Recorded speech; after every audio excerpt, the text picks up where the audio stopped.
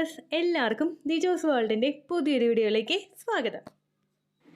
ഏറ്റവും എളുപ്പത്തിൽ ഒരു കുഞ്ഞുണ്ടാകാൻ വേണ്ടിയിട്ട് ആഗ്രഹിക്കുന്നവരും സ്ട്രഗിൾ എടുക്കുന്നവരും ട്രീറ്റ്മെൻറ്റ് എടുക്കുന്നവരുമാണ് നമ്മുടെ ചാനൽ കേട്ടുകൊണ്ടിരിക്കുന്ന ഭൂരിഭാഗം ആളുകളും.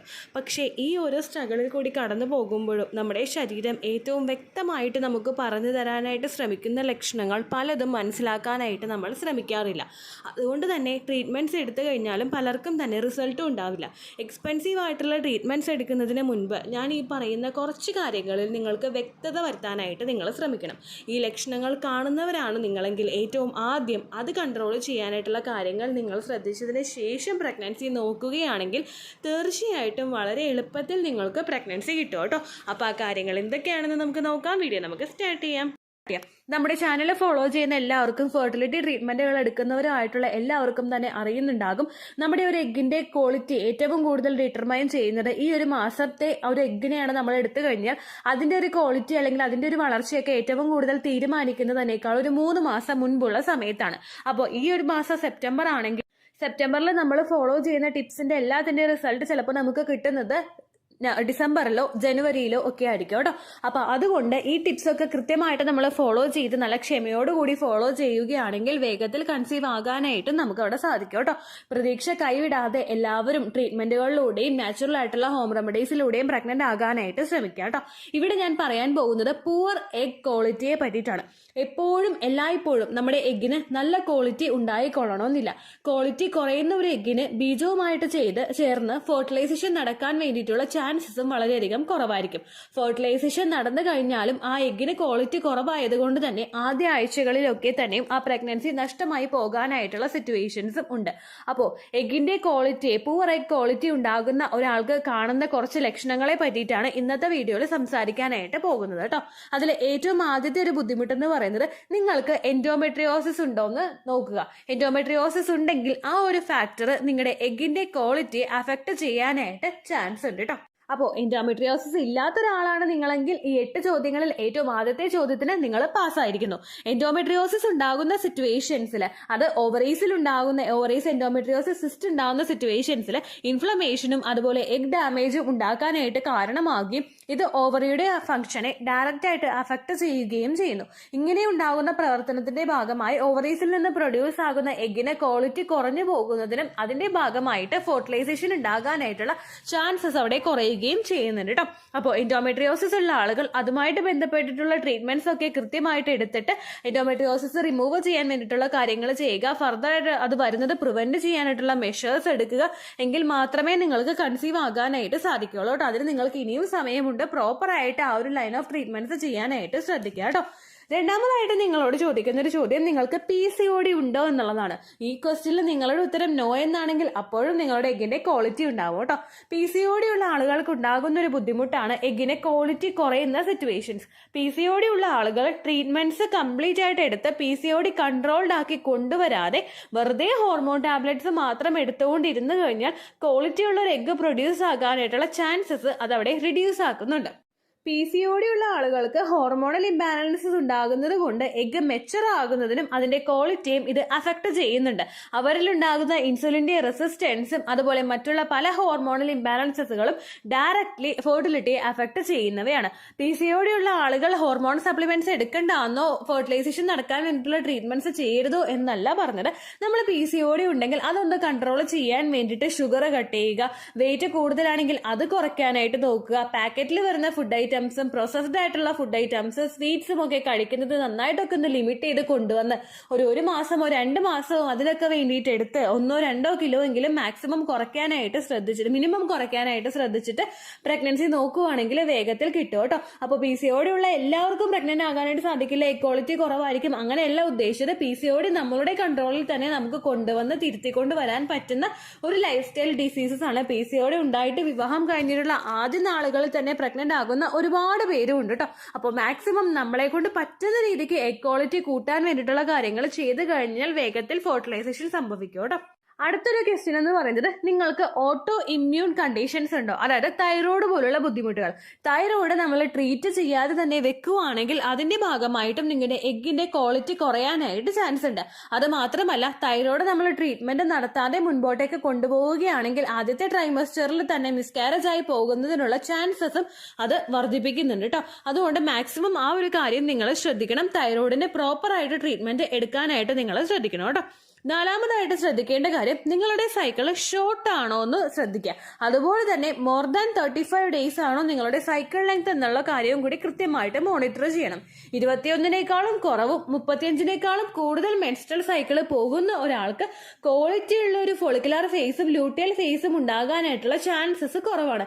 ഏതെങ്കിലും ഒന്ന് വളരെയധികം കൂടി പോവുകയോ ഏതെങ്കിലും ഒന്ന് വളരെയധികം ഷോർട്ടായി പോവുകയോ ചെയ്യുന്ന സിറ്റുവേഷൻസിൽ ഹോർമോൺസിന് നന്നായിട്ട് പ്രവർത്തിക്കാൻ പറ്റാതെ വരികയും ഫെർട്ടിലൈസേഷനും ഓവലേഷനും ഒക്കെ ഉണ്ടാവാനായിട്ടുള്ള ചാൻസസ് അതിന്റെ ഭാഗമായിട്ട് കുറയുകയും ചെയ്യുന്നു.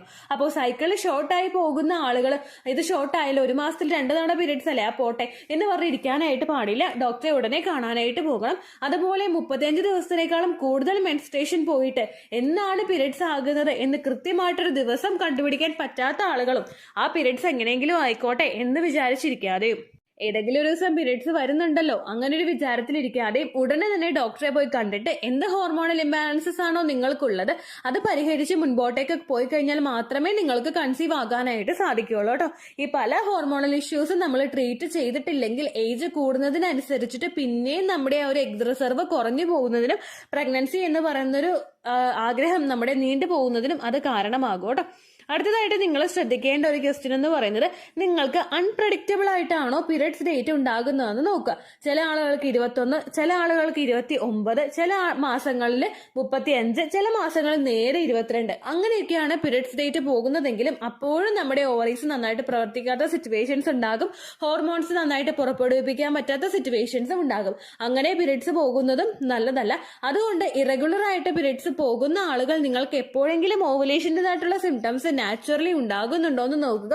ഓവുലേഷൻ സിംറ്റംസ് ഒന്നും കാണുന്നില്ല, പീരിയഡ്സ് ഭയങ്കര ഇറഗുലർ ആയിട്ടാണ് പോകുന്നതെങ്കിൽ അപ്പോഴും നിങ്ങൾ വെയിറ്റ് ചെയ്യാനായിട്ട് പാടില്ല. തൊട്ടടുത്ത സൈക്കിളിൽ തന്നെ നിങ്ങൾ ഡോക്ടറെ പോയി കാണാനായിട്ട് പ്രത്യേകം ശ്രദ്ധിക്കണം കേട്ടോ.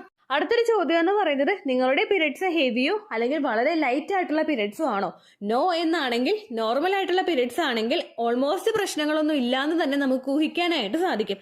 ഒരു 7ാമത്തെ ദിവസത്തിനകത്ത് തന്നെ നമ്മളുടെ പീരിയഡ്സ് നിൽക്കുവാണ്. അത് അത്യാവശ്യം ഫ്ലോ ഉണ്ടായിരുന്നു ആദ്യത്തെ 3 ദിവസങ്ങളിൽ. പിന്നീട് അങ്ങോട്ടേക്ക് ഫ്ലോ ഇച്ചിരി കുറഞ്ഞാലും പ്രശ്നമില്ല. പക്ഷെ ആദ്യത്തെ 3 ദിവസങ്ങളിലൊക്കെ നോർമലി ഒരു ദിവസം 2ഓ 3ഓ പാഡ് ചേഞ്ച് ചെയ്യേണ്ട തരത്തിൽ ബ്ലീഡിംഗ് ഉണ്ടായിട്ടുണ്ടെങ്കിൽ അത് ഹെൽത്തി ആയിട്ടുള്ള ഒരു പീരിയഡ്സ് തന്നെയായിരിക്കും. അത് നമ്മൾക്ക് കൃത്യമായിട്ട് ട്രാക്ക് ചെയ്യാൻ പറ്റുന്നുണ്ടെങ്കിൽ ഒട്ടുമിക്ക പ്രശ്നങ്ങളും അവിടെ ഉണ്ടാവില്ല എന്നൊരുവിധം നമുക്ക് അനുമാനിക്കാനായിട്ട് സാധിക്കും കേട്ടോ. അങ്ങനെയൊക്കെ ബുദ്ധിമുട്ടുകളൊന്നും നമുക്ക് ഉണ്ടാകുന്നില്ലെങ്കിൽ എഗ്ഗിന് ക്വാളിറ്റി ഉണ്ടാകും. നിങ്ങളൊന്ന് നാച്ചുറലി ഒന്ന് നന്നായിട്ട് ട്രൈ ചെയ്ത് നോക്കുവാണെങ്കിൽ വേഗത്തിൽ കൺസീവ് ആകാനായിട്ട് നിങ്ങൾക്ക് സാധിക്കും. 7ാമത്തെ ഒരു ചോദ്യം എന്ന് പറയുന്നത്, നിങ്ങൾക്ക് പീരിയഡ്സ് മിസ്സാകുന്നുണ്ട് എല്ലാ മാസവും പക്ഷേ പ്രഗ്നൻസി ആകുന്നില്ല. നമ്മൾ എക്സ്പെക്റ്റഡ് ഡേറ്റിൽ തന്നെ വെയിറ്റ് ചെയ്ത് നിൽക്കും പാഡും ഒക്കെ വെച്ചിട്ട്, അല്ലെങ്കിൽ നമ്മൾ പ്രഗ്നൻസി ടെസ്റ്റ് ചെയ്ത് നോക്കും പക്ഷേ റിസൾട്ട് നെഗറ്റീവ് ആയിരിക്കും. പീരിയഡ്സ് ഇങ്ങനെ നീണ്ടു പോയിക്കൊണ്ടേയിരിക്കും. മെഡിസിൻ എടുത്തിട്ട് പീരിയഡ്സ് ഉണ്ടാകുന്ന ആളുകളുണ്ട്. അല്ലെങ്കിൽ എന്താണ് റീസൺ എന്ന് കണ്ടുപിടിക്കാൻ പറ്റാതെ എക്സ്പെക്റ്റഡ് ഡേറ്റിൽ പീരിയഡ്സ് എക്സ്പെക്ട് ചെയ്യും പക്ഷേ വരില്ല. ഒരു 10 ഡേയ്സ് കഴിയുമ്പോൾ പീരിയഡ്സ് വരും. ഇത് നമ്മുടെ ഒരു സൈക്കിളിന്റെ ലെങ്ത് വളരെ ഷോർട്ടായും ലോങ് ആയും പോകുന്ന കണ്ടീഷൻസ് മൂലം ഉണ്ടാകുന്നവയാണ്. അങ്ങനെ പീരിയഡ്സ് പോകുന്നവർക്കും ഞാൻ തുടക്കത്തിലേ പറഞ്ഞിട്ടുള്ള എന്തെങ്കിലുമൊക്കെ ഹോർമോണൽ ഇംബാലൻസസ് നിങ്ങൾക്കുണ്ടാകും. അതുകൊണ്ട് അങ്ങനെയുള്ള സിറ്റുവേഷൻസ് വരുന്ന സമയത്തും നിങ്ങൾ ഡോക്ടറെ കാണാനായിട്ട് പ്രത്യേകം ശ്രദ്ധിക്കണം കേട്ടോ. അതുപോലെ പീരിയഡ്സ് പോകുന്ന സമയത്ത് അതിശക്തമായിട്ടുള്ള വേദനകളോ മറ്റുള്ള ഹെൽത്ത് ഇഷ്യൂസോ ഉണ്ടെങ്കിലും നിങ്ങൾ ഡോക്ടറെ പോയി കാണണം. അത് എഗ്ഗിന്റെ ക്വാളിറ്റിയെ ഡയറക്റ്റായിട്ട് അഫക്ട് ചെയ്യുന്നതല്ലാത്തത് കൊണ്ടാണ് ഞാനത് ഇവിടെ മെൻഷൻ ചെയ്യാത്തത് കേട്ടോ. 8ാമതായിട്ട് നിങ്ങൾ ശ്രദ്ധിക്കേണ്ട കാര്യം, വിവാഹം കഴിഞ്ഞിട്ട് കൃത്യമായിട്ട് 1 വർഷം നിങ്ങൾ ട്രൈ ചെയ്തിട്ടുണ്ട്. ഈ 1 വർഷം പ്രോപ്പറായിട്ട് ട്രൈ ചെയ്തിട്ടും നിങ്ങൾ കൺസീവ് ആകുന്നില്ലെങ്കിൽ പിന്നെ വെയിറ്റ് ചെയ്യാനായിട്ട് പാടില്ല. കാരണം പ്രഗ്നൻസി നീണ്ടു പോകുന്നതിനുള്ള പ്രധാനപ്പെട്ട ഒരു റീസൺ നിങ്ങളുടെ എഗ്ഗിന്റെ ക്വാളിറ്റി കുറയുന്നതും ആയിരിക്കാം. 1 വർഷം നമ്മൾ ട്രൈ ചെയ്യുന്നുണ്ടെങ്കിലും നമ്മൾക്ക് ആകെ 12 തവണയെ ട്രൈ ചെയ്യാനായിട്ട് പറ്റുന്നുള്ളൂ. കാരണം 12 തവണയെ നമുക്ക് അവിടെ എഗ്ഗ് പുറത്തേക്ക് വരുന്നുള്ളൂ. ആ സമയത്തൊക്കെ പ്രോപ്പറായിട്ട് തന്നെ ഫിസിക്കൽ കോണ്ടാക്ട് ചെയ്തിട്ടും നിങ്ങൾ കൺസീവ് ആകുന്നില്ലെങ്കിൽ എഗ്ഗിന്റെ ക്വാളിറ്റി കുറയുന്നത്, സ്പേമിനുള്ള പ്രശ്നങ്ങൾ, അതുപോലെ എൻഡോമെട്രിയൽ ലൈനിങ്ങിൽ എന്തെങ്കിലും പ്രശ്നങ്ങൾ, യൂട്രസിൽ ഫൈബ്രോയിഡോ പൊളിപ്പോ പോലുള്ള കണ്ടീഷൻസ്, സിസ്റ്റ് ഉണ്ടാകുന്നത്, അതുപോലെ നമുക്ക് വജൈനയിൽ എന്തെങ്കിലും ഡ്രൈനസ് ഉണ്ടാകുന്നത് ഒക്കെയൊക്കെ ആയിരിക്കും കേട്ടോ റീസൺസ്. അപ്പൊ എന്താണ് എന്താണ് കൃത്യം ഫാക്ടർ എന്ന് അറിയാൻ വേണ്ടിയിട്ട് നമ്മൾ ഡോക്ടറെ കണ്ടു നോക്കണമല്ലോ. ഞാൻ ഈ പറഞ്ഞ 8 കാര്യങ്ങളും ഡയറക്റ്റ് ആയിട്ട് നിങ്ങളുടെ എഗ്ഗിന്റെ ക്വാളിറ്റിയെ അഫക്ട് ചെയ്യുന്ന കാര്യങ്ങളാണ്. ഈ 8 ചോദ്യങ്ങൾ ഞാൻ നിങ്ങളോട് ചോദിച്ച് 8 ചോദ്യങ്ങൾക്കും നിങ്ങളുടെ ഉത്തരം നോ എന്നാണെങ്കിൽ പ്രോപ്പർ ആയിട്ട് നിങ്ങളൊന്ന് ട്രൈ ചെയ്ത് നോക്കുക. കാരണം നിങ്ങളുടെ എഗ്ഗിന് നല്ല ക്വാളിറ്റി ഉണ്ട്. പിന്നീട് അങ്ങോട്ടേക്ക് പ്രഗ്നൻസി കിട്ടാൻ വേണ്ടിയിട്ട് നമ്മൾ ഫോളോ ചെയ്യേണ്ട കാര്യങ്ങൾ ഫെർട്ടിലിറ്റി എക്സസൈസ് ആണ്. ഫെർട്ടിലിറ്റി എക്സസൈസ് അല്ലെങ്കിൽ ഫെർട്ടിലിറ്റി യോഗാസ് എന്ന് പറയുന്നത് നമ്മുടെ പ്രത്യുൽപാദന അവയവത്തിനെ എല്ലാത്തിനെയും സ്റ്റിമുലേറ്റ് ചെയ്യാൻ വേണ്ടിയിട്ട് സഹായിക്കുന്നവയാണ്. ക്വാളിറ്റി ഉള്ള ഒരു എഗ്ഗ് നിങ്ങൾക്ക് പ്രൊഡ്യൂസ് ആകുന്നുണ്ടെങ്കിൽ നിങ്ങളുടെ ഓവറീസിൽ വലിയ പ്രശ്നങ്ങളൊന്നും ഉണ്ടാവില്ല. പിന്നെ നമ്മൾ സപ്പോർട്ട് കൊടുക്കേണ്ടത് നമ്മുടെ യൂട്രസിനും സെർവിക്സിനും ഒക്കെയാണ്. അതുപോലെ ഫലോപ്പിയൻ ട്യൂബിനെ നന്നായിട്ട് സ്റ്റിമുലേറ്റ് ചെയ്യുന്നതിന് വേണ്ടിയിട്ടും ബ്ലോക്കേജ് ഉണ്ടാകുന്നത് തടയാൻ വേണ്ടിയിട്ടും സഹായിക്കുന്നവയാണ് ഫെർട്ടിലിറ്റി യോഗാസ്. അത് കൃത്യമായിട്ട് ചെയ്യുന്നതും ആവണക്കണ്ണ ഉപയോഗിച്ചിട്ട് വയറ് മസാജ് ചെയ്ത് കൊടുക്കുന്നതും ട്യൂബിൽ ബ്ലോക്കേജ് ഉണ്ടാകുന്നത് പ്രിവെന്റ് ചെയ്യുന്നതിന് വേണ്ടിയിട്ട് സഹായിക്കുന്നു. ഓൾറെഡി എക്ടോപിക് പ്രഗ്നൻസി ഉണ്ടായിട്ട് ട്യൂബ് റിമൂവ് ചെയ്ത് പോയിട്ടുള്ള ആളുകളൊക്കെ ഇതുപോലെ മസാജ് ചെയ്യുന്നത് അടുത്തൊരു ട്യൂബ് നല്ല എഫിഷ്യന്റ് ആയിട്ട് വർക്ക് ചെയ്യുന്നതിന് വേണ്ടിയിട്ട് സഹായിക്കുന്നു. അടുത്ത് നമ്മൾ എക്സസൈസ് ചെയ്യുമ്പോൾ ബെനിഫിറ്റ് കിട്ടുന്നത് നമ്മുടെ യൂട്രസിനാണ്. എൻഡോമെട്രിയൽ ലൈനിങ് നന്നായിട്ട് തിക്കൺ ആവുന്നതിനും യൂട്രസ് ഹെൽത്തി ആക്കി വെക്കുന്നതിനും ഫൈബ്രോയിഡ് പോലുള്ള കണ്ടീഷൻസ് യൂട്യൂബിൽ വരുന്നത് ഒരു പരിധി വരെ പ്രിവെന്റ് ചെയ്യുന്നതിന് വേണ്ടിയിട്ട് ഫെർട്ടിലിറ്റി എക്സസൈസുകൾ ഫോളോ ചെയ്യുന്നത് സഹായിക്കും കേട്ടോ. അടുത്ത ബെനിഫിറ്റ് നമ്മുടെ സെർവിക്സിനാണ്. സെർവിക്സ് എങ്ങനെയാണ് പ്രവർത്തിക്കുന്നതെന്ന് വെച്ച് കഴിഞ്ഞാൽ വജൈനൽ മ്യൂക്കസ്, സെർവിക്കൽ മ്യൂക്കസ് നന്നായിട്ട് പ്രൊഡ്യൂസ് ആകുന്നതിനും സെർവിക്സ് നല്ല ഹെൽത്തി ആയിട്ട് ഇരിക്കുന്നതിന് വേണ്ടിയിട്ട് ഇത് സഹായിക്കുന്നു. സെർവിക്സ് ആണ് നമ്മുടെ ആ ഒരു ഗർഭാശയത്തിന്റെ ഒരു വായു ഭാഗം എന്ന് പറയുന്നത്. അത് ഹെൽത്തി അല്ല എങ്കിൽ അതിന്റെ ആ ഒരു വജൈനയുടെ ഒക്കെ pH ബാലൻസിന് വ്യത്യാസം വന്നു കഴിഞ്ഞ് മറ്റുള്ള ഫാക്ടേഴ്സ് എല്ലാം നോർമലായിട്ടുണ്ടെങ്കിലും പ്രഗ്നൻസി കിട്ടിക്കൊള്ളണമെന്നില്ല. അതൊക്കെ നന്നായിട്ട് നടക്കുന്നതിന് വേണ്ടിയിട്ട് ഫെർട്ടിലിറ്റി യോഗാസ് നിങ്ങൾക്ക് കൃത്യമായിട്ട് പ്രാക്ടീസ് ചെയ്യാവുന്നതാണ്. അതുപോലെ എല്ലാ ദിവസവും 3 ലിറ്ററെങ്കിലും വെള്ളം കുടിക്കാനായിട്ടും നിങ്ങൾ ശ്രദ്ധിക്കണം കേട്ടോ. അപ്പോൾ ഹെൽത്തി ആയിട്ടുള്ള ഒരു എഗ് ഉള്ള ആളുകൾ അതിനനുസരിച്ചിട്ട് ട്രീറ്റ്മെന്റ്സ് ഒക്കെ എടുത്ത് മുൻപോട്ടേക്ക് പോവുക. ഇതുപോലുള്ള സിംറ്റംസ് ഇതിലെല്ലാത്തിലും ഏതെങ്കിലും ഒന്ന് നിങ്ങൾക്കുണ്ടെങ്കിൽ ഡോക്ടറെ കണ്ടിട്ട് ഉടനടി തന്നെ ട്രീറ്റ്മെന്റ് എടുക്കുകയാണെങ്കിൽ ഈ ഡിസംബർ മാസം തീരുന്നതിന് മുൻപ് തന്നെ കൺസീവ് ആകാനായിട്ട് നിങ്ങൾക്ക് സാധിക്കും കേട്ടോ. ഇത്രയേ ഉള്ളൂ വീഡിയോ. യൂസ്ഫുൾ ആയി കാണുമെന്ന് വിശ്വസിക്കുന്നു. യൂസ്ഫുൾ ആവുന്നുണ്ടെങ്കിൽ ലൈക്ക് ചെയ്യുക, ഫ്രണ്ട്സിനൊക്കെ ഷെയർ ചെയ്ത് കൊടുക്കുക കേട്ടോ. എന്തെങ്കിലും സംശയം ഉണ്ടെങ്കിൽ നിങ്ങൾ കമന്റ്സിൽ ചോദിക്കുക. പണ്ടത്തെ വീഡിയോയ്ക്ക് കമന്റ്സ് ഇടുന്നവർക്ക് റിപ്ലൈ ലഭിക്കുന്നില്ലെങ്കിൽ ലേറ്റസ്റ്റ് ആയിട്ട് ഞാൻ ഏത് വീഡിയോ ആണ് അപ്ലോഡ് ചെയ്യുന്നത് അതിന് താഴെ കമന്റ് ഒന്ന് കോപ്പി പേസ്റ്റ് ചെയ്യാനായിട്ട് ശ്രദ്ധിക്കുക കേട്ടോ. അതുപോലെ ഓവുലേഷൻ ഡേറ്റ് കാൽക്കുലേറ്റ് ചെയ്ത് തരാനായിട്ട് റിക്വസ്റ്റ് ചെയ്യുന്ന ആളുകൾ എത്രയാണോ സൈക്കിൾ ലെങ്ത് അത് മെൻഷൻ ചെയ്യാനായിട്ട് ശ്രദ്ധിക്കുക. സൈക്കിൾ ലെങ്ത് എന്നതുകൊണ്ട് ഉദ്ദേശിച്ചത് ഓരോ മാസവും എത്ര ദിവസം കൂടുമ്പോഴാണോ ബ്ലീഡിങ് വരുന്നത് അതാണ് സൈക്കിൾ ലെങ്ത്. കഴിഞ്ഞ മാസം ഒരു 8-ാം തീയതിയാണ് ബ്ലീഡിങ് ആയതെങ്കിൽ ഈ മാസം 6-ാം തീയതിയാണ് ബ്ലീഡിങ് ആയതെങ്കിൽ കഴിഞ്ഞ മാസം 8-ാം തീയതി മുതൽ ഈ മാസം 6-ാം തീയതി വരെ എത്ര ദിവസമുണ്ടോ അത് കാലണ്ടറിൽ എണ്ണി തിട്ടപ്പെടുന്നതാണ് നിങ്ങളുടെ സൈക്കിൾ ലെങ്ത്. സൈക്കിൾ ലെങ്ത് നമ്മൾ കൃത്യമായിട്ട് കാൽക്കുലേറ്റ് ചെയ്യുകയാണെങ്കിൽ ഓവുലേഷൻ ഡേറ്റ് എളുപ്പത്തിൽ കണ്ടുപിടിക്കാൻ വേണ്ടിയിട്ട് ഒരുപാട് ആപ്ലിക്കേഷൻസും ഒരുപാട് ഓൺലൈൻ ആയിട്ടുള്ള വെബ്സൈറ്റുകളും ഇന്ന് നമുക്ക് അവൈലബിൾ ആണ്. പ്ലേ സ്റ്റോറിൽ പോയിട്ട് ഓൺലൈൻ ഓവുലേഷൻ ട്രാക്കർ എന്ന് ടൈപ്പ് ചെയ്ത് കഴിഞ്ഞാൽ നിങ്ങൾക്ക് അതുമായിട്ട് ബന്ധപ്പെട്ടിട്ടുള്ള ആപ്ലിക്കേഷൻസ് കിട്ടും. അത് പറ്റുന്നില്ല എങ്കിൽ ഗൂഗിളിൽ പോയിട്ട് ഓൺലൈൻ ഓവുലേഷൻ കാൽക്കുലേറ്റർ എന്ന് ടൈപ്പ് ചെയ്ത് കഴിഞ്ഞാൽ അതുമായിട്ട് ബന്ധപ്പെട്ടിട്ടുള്ള വെബ്സൈറ്റുകൾ നിങ്ങൾക്ക് കിട്ടും.